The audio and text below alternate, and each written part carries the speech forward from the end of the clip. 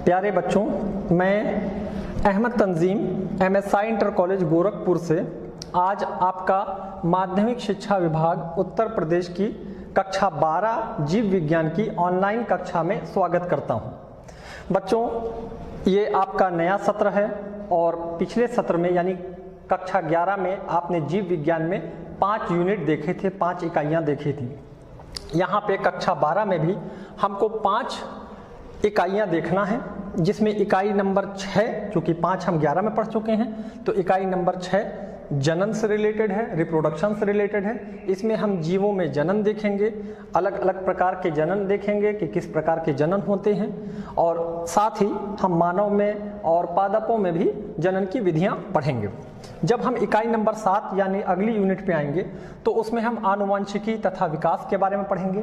आनुवंशिकी यानी लक्षण किस प्रकार एक पीढ़ी से दूसरे पीढ़ी में जाते हैं, ये देखा जाएगा। वे किन नियमों का पालन करते हैं, इसको पढ़ा जाएगा। साथ ही जीन अपने आप को एक्सप्रेस कैसे करते हैं, यानी जो मेंडल के कारक हैं वो अपने आप को किस प्रकार एक्सप्रेस करते हैं, किस प्रकार वो लक्षणों को निर्धारित करते हैं, इसको भी इसी यूनिट में पढ़ा जाएगा। और साथ ही जीवन की उत्पत्ति किस प्रकार हुई है और जैव विकास किस प्रकार हुआ है, वो भी हमको इकाई नंबर 7 में देखने को मिलेगा।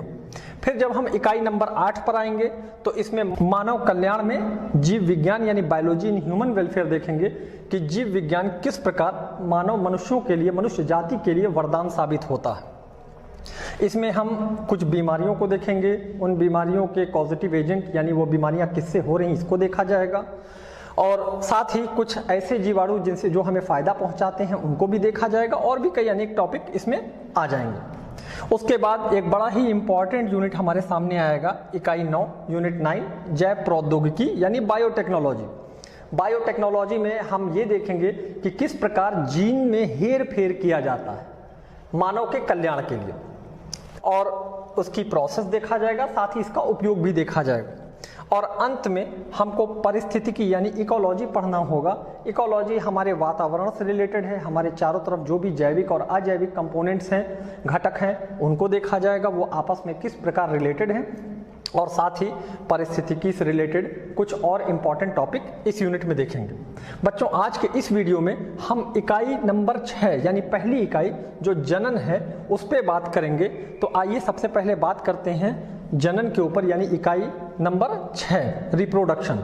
बच्चों, इस यूनिट में हमारे पास 4 चैप्टर हैं जो हमको पढ़ना होगा। अध्याय 1 जीवों में जनन, रिप्रोडक्शन इन ऑर्गेनिज्म, जिसमें हम अलग अलग जीवों में देखेंगे कि रिप्रोडक्शन किस प्रकार होगा। ये एक तरह का इंट्रोडक्शन है, जिस इंट्रोडक्शन में हम जीवों में जनन को स्टडी करेंगे, देखेंगे। साथ ही अध्याय 2 में हम पुष्पों पादपों में लैंगिक जनन यानी sexual reproduction in flowering plants, और उसको देखा जाएगा। और तीसरे अध्याय में मानव जनन यानी ह्यूमन रिप्रोडक्शन देखा जाएगा कि मानव में किस प्रकार लैंगिक जनन हो रहा है। और अंत में अध्याय 4 जनन स्वास्थ्य के ऊपर है, रिप्रोडक्टिव हेल्थ, इसको देखा जाएगा। तो बच्चों, हमने अपने इस अध्याय को जीवों में जनन, जो कि पहला अध्याय है क्लास 12 का, इसको अपनी आसानी के लिए हमने 2 भाग में बांट रखा है, भाग 1 भाग 2। आज इस वीडियो में हम भाग 1 देखेंगे। भाग 1 में हम जनन के बारे में जानेंगे, साथ ही साथ जनन की क्या आवश्यकता है, क्यों जनन जरूरी है, इसको देखा जाएगा। जनन के प्रकार देखेंगे, कितना टाइप होता है। अलैंगिक जनन की विधियां देखा जाएगा, अलैंगिक जनन क्या होता है, इसको देखा जाएगा। कायिक जनन या प्रवर्धन जो कि पौधों में होता है, इसके ऊपर हम लोग दूसरे भाग में बात करेंगे। ऊतक संवर्धन टिश्यू कल्चर जो कि एक बहुत ही इंपॉर्टेंट प्रोसेस है, इसको हम लोग भाग 2 में पढ़ेंगे। और साथ ही लैंगिक जनन का एक परिचय देखा जाएगा इस चैप्टर में, ताकि जब अगला चैप्टर आए तो हमको एक आइडिया बना रहे कि लैंगिक जनन क्या होता है और इसकी क्या प्रक्रिया है। तो बच्चों, आज के इस वीडियो में भाग 1 में सबसे पहले बात करते हैं जनन की। जनन क्या होता है? जनन अपने ही जैसी संतान उत्पन्न करने की क्रिया को कहते हैं। जीवों के द्वारा अपने जैसी संतान उत्पन्न करने की क्रिया जनन कहलाती है, यही क्रिया को जनन कहते हैं। और जनन से जो माता पिता हैं या जो पैतृक जीव है वो अपनी जैसी संतान उत्पन्न करता है और अपने आनुवंशिक लक्षणों को आने वाली पीढ़ियों में स्थानांतरित करता है। इसी वजह से मनुष्य के बच्चे मनुष्य के जैसे ही होते हैं, हाथी का बच्चा हाथी के जैसा होता है, चूंकि जनक पीढ़ी अपने लक्षणों को अगली पीढ़ी में स्थानांतरित करते हैं। और आनुवंशिक लक्षणों का स्थानांतरण डीएनए यानी डीऑक्सी राइबो न्यूक्लिक अम्ल, जिसको आप क्लास 11 में पढ़ चुके हैं, के द्वारा संपन्न किया जाता है। तो जनन अपने ही जैसे संतान उत्पन्न करने की क्रिया को कहते हैं।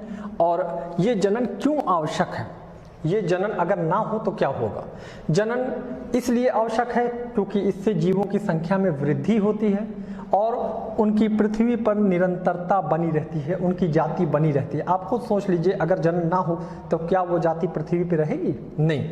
तो जीव जगत में अपनी जाति की निरंतरता को बनाए रखने की क्रिया जनन कहलाती है।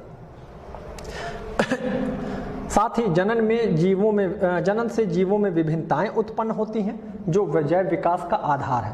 इसके ऊपर हम आगे बात करेंगे कि हर प्रकार के जनन से विभिन्नताएं नहीं उत्पन्न होती हैं। जब अभी हम आगे देखेंगे तो जनन को दो भाग में बांटेंगे, अलैंगिक जनन, लैंगिक जनन।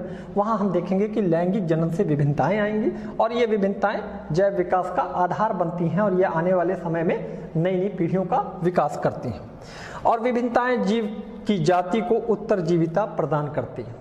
तो इस प्रकार जनन क्यों आवश्यक है? क्योंकि इससे पृथ्वी पर जीवों की निरंतरता बनी रहती है, संख्या में अपनी वृद्धि करते हैं और ये जो है जैव विकास कराती है। इसमें विभिन्नताएं आएंगी जो जैव विकास का आधार है, साथ ही उत्तरजीविता प्रदान करती है। जनन को दो भागों में बांटा जाता है। अगर जनन केवल एकल जीव के द्वारा हो रहा है, यानी एकल जीव संतान उत्पन्न करे, तो इस प्रकार के जनन को अलैंगिक जनन या एसेक्सुअल रिप्रोडक्शन कहा जाएगा, जो कि निम्न वर्ग के जीवों में पाया जाता है। लैंगिक जनन सेक्सुअल रिप्रोडक्शन, अगर दो जीव द्वारा संतान उत्पन्न किया जाए तो इस प्रकार के जनन को सेक्सुअल रिप्रोडक्शन या लैंगिक जनन कहा जाएगा। इस वीडियो में आज हम अलैंगिक जनन की बात करेंगे, इनकी अलग अलग विधियां देखेंगे। साथ ही जब इस चैप्टर का अंतिम भाग आएगा तो लैंगिक जनन का एक छोटा सा इंट्रोडक्शन देखा जाएगा।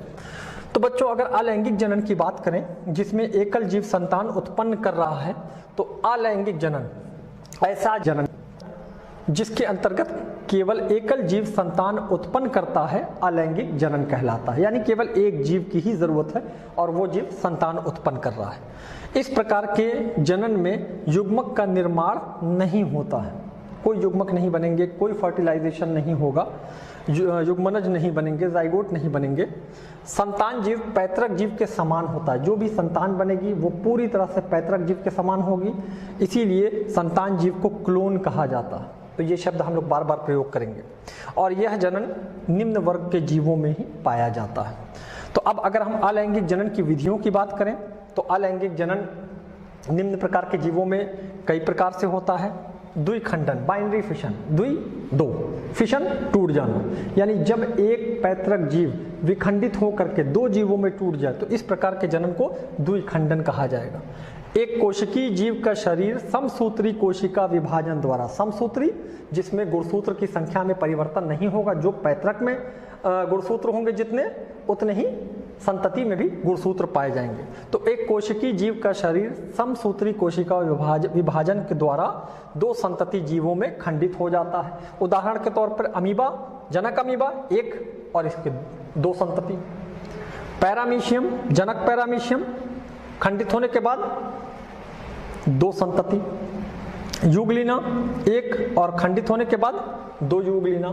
तो जब कभी एक कोशिकीय जीव का शरीर खंडित होकर के दो जीवों में बढ़ जाए तो इस विधि को द्विखंडन कहा जाता है। द्विखंडन जनक अमीबा का उदाहरण दिया गया है, अमीबा का उदाहरण दिया गया है।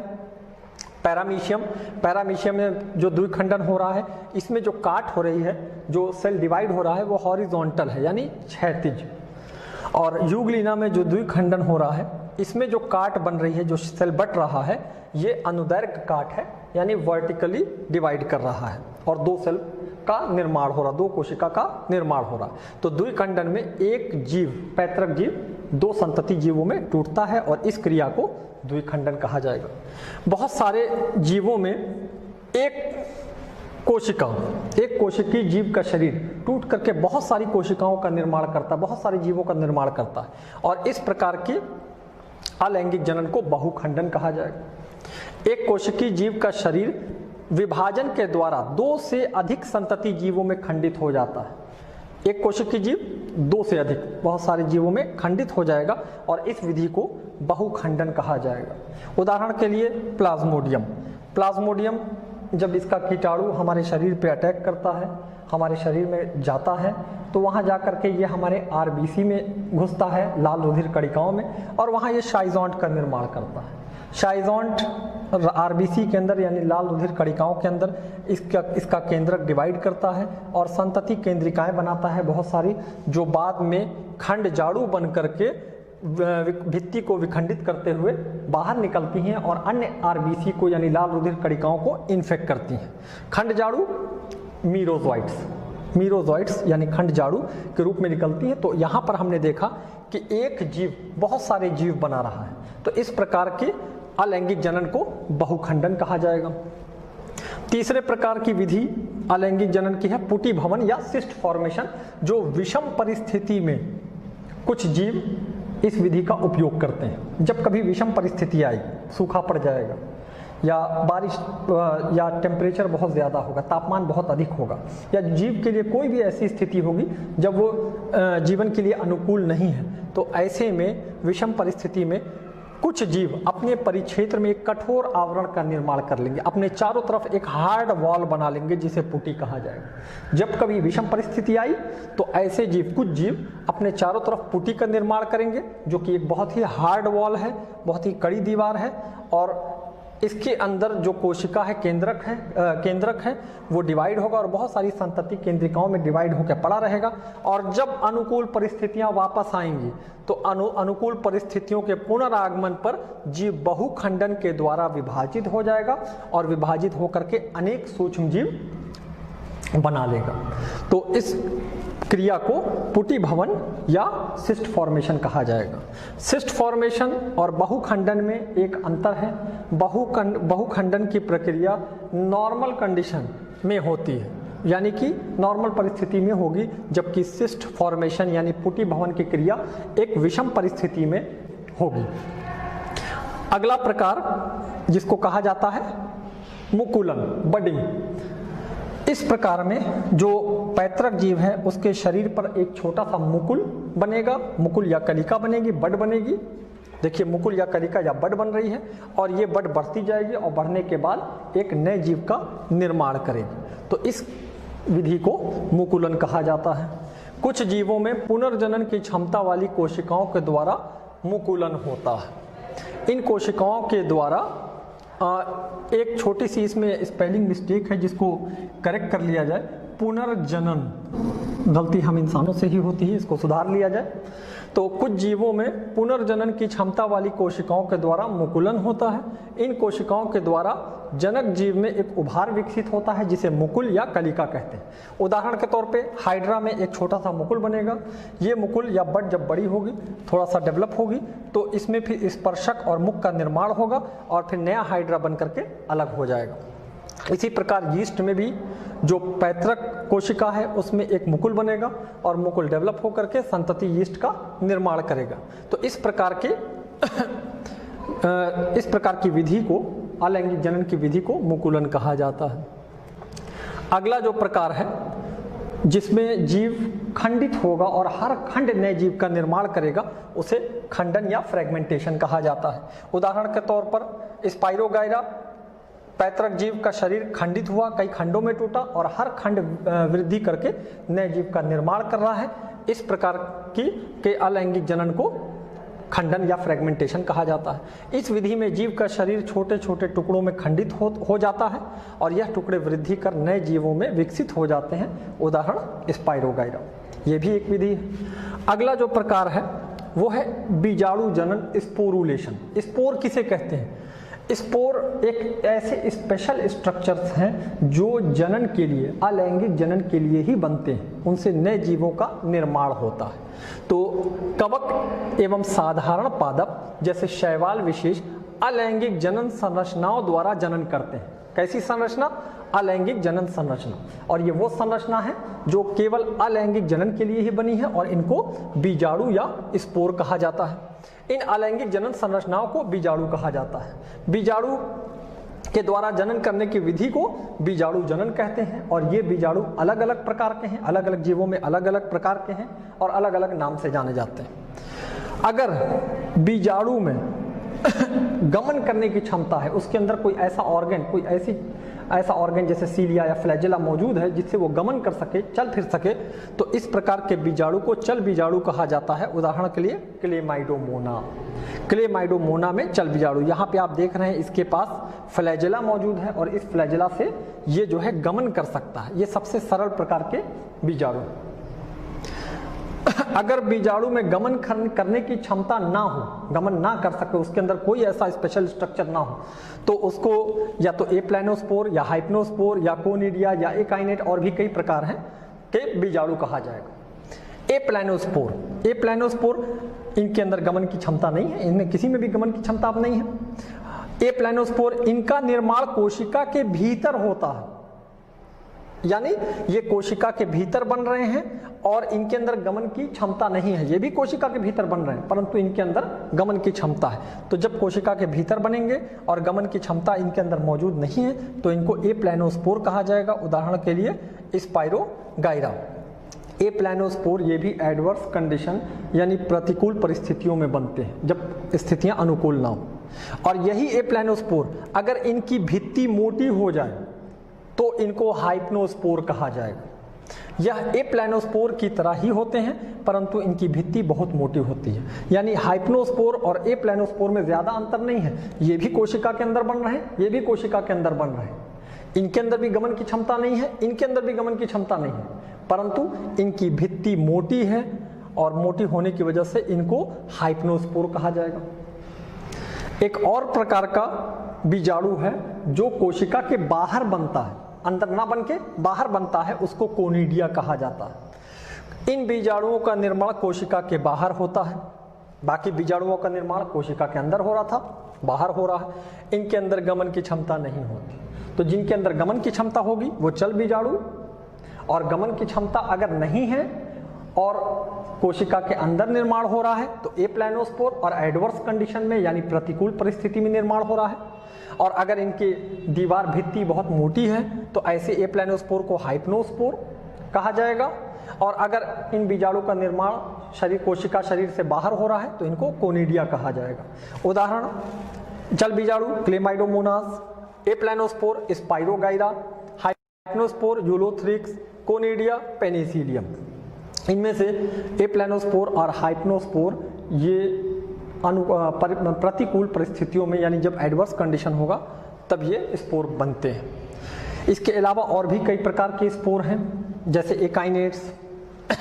साथ ही अगर हम स्पंज को देखें तो स्पंज में एक और विधि पाई जाती है जेम्यूल के द्वारा। स्पंज में जनन करने के लिए, अलैंगिक जनन करने के लिए जेम्यूल का निर्माण होता है। और जेम्यूल स्पंज कोशिका में पाई जाने वाली आंतरिक कलिकाएं हैं। ये भी एक बड है मगर ये बड कलिका शरीर के अंदर बन रही है जो अलैंगिक जनन में सहायक है। तो बच्चों इस प्रकार ये अलग अलग विधियां हैं जो हमारे सामने आई। अलैंगिक जनन के कुछ लाभ हैं जो जीवों को प्राप्त होते हैं, जैसे अलैंगिक जनन में एकल जीव संतान उत्पन्न करना है, 2 जीव की जरूरत ही नहीं, 1 जीव काफी है। अनेक जीवों में प्रतिकूल परिस्थितियों को सफलतापूर्वक सहन करने की क्षमता प्रदान करता है। अभी हमने देखा सिस्ट फॉर्मेशन देखा, एप्लानोस्पोर देखा, हाइप्नोस्पोर देखा। जब कभी प्रतिकूल परिस्थितियां आएंगी तो जीव इसको सफलतापूर्वक सहन करेगा और ये भी एक इसका लाभ है अलैंगिक जनन का। जीवों में जनन बहुत तेजी से होता है, जनन तेजी से होता है और जनन के लिए अधिक प्रयत्न नहीं करने पड़ते हैं क्योंकि ये इस प्रकार का जनन बहुत सिंपल होता है। संतति जीव पैतृक जीव के समान होते हैं, क्लोन कहा जाता है। प्रजनन का यह रूप बड़ी मात्रा में संतान पैदा करने की क्षमता प्रदान करता है, तो संतान बड़ी मात्रा में पैदा हो। अलैंगिक जनन से कुछ हानियां भी हैं। अलैंगिक जनन द्वारा उत्पन्न संतानों का आनुवांशिक संगठन पीढ़ी दर पीढ़ी एक समान रहता है, जिससे संतति निरंतर दुर्बल हो जाती है। तो इससे संतति हमेशा अपने पैतृक जीव के जैसी रहेगी और वो दुर्बल होती चली जाएगी, क्योंकि वातावरण बदलता रहता है और संतति अपने आप को ढाल नहीं पाएगा, जिसकी वजह से वो पर्यावरण के प्रति अनुकूल नहीं हो पाएगा। तो हर पीढ़ी में अनुकूलन कम होता जाएगा और संतति दुर्बल होता चला जाएगा। साथ ही आनुवंशिक विभिन्नताओं की अनुपस्थिति में कई नई जातियों का विकास नहीं हो पाता है, क्योंकि अलैंगिक जनन में विभिन्नताएं नहीं पाई जाती हैं और विभिन्नताएं इनको जो है रॉ मटेरियल कहा जाता है इवोल्यूशन का। इसलिए अलैंगिक जनन में विभिन्नताओं के नहीं होने से इसमें नई जातियों का विकास नहीं होगा, ये बिल्कुल सहायक नहीं। तो बच्चों, ये आज का हमारा पाठ यहाँ ख़त्म होता है। ये पाठ का जो अध्याय का जो पार्ट है ये ख़त्म होता है। मैं आपको कुछ अभ्यास कार्य दे रहा हूँ, प्रश्न दे रहा हूँ, आप इनको कीजिए। अगर आप इसको कर लेते हैं तो इसका मतलब आपको ये वीडियो समझ में आ गया है, और अगर नहीं कर पाते हैं तो आप इसको दोबारा देखिएगा। और अगले भाग में, जो अगला भाग हमारा होगा, उसमें हम भाग 2 में हम कायिक जनन या प्रवर्धन देखेंगे कि पौधों में जो अलैंगिक जनन है उसको कायिक प्रवर्धन कहा जाएगा, उसके अलग अलग प्रकार देखा जाएगा, ऊतक संवर्धन पर बात किया जाएगा और लैंगिक जनन का एक परिचय देखा जाएगा। तब तक के लिए धन्यवाद।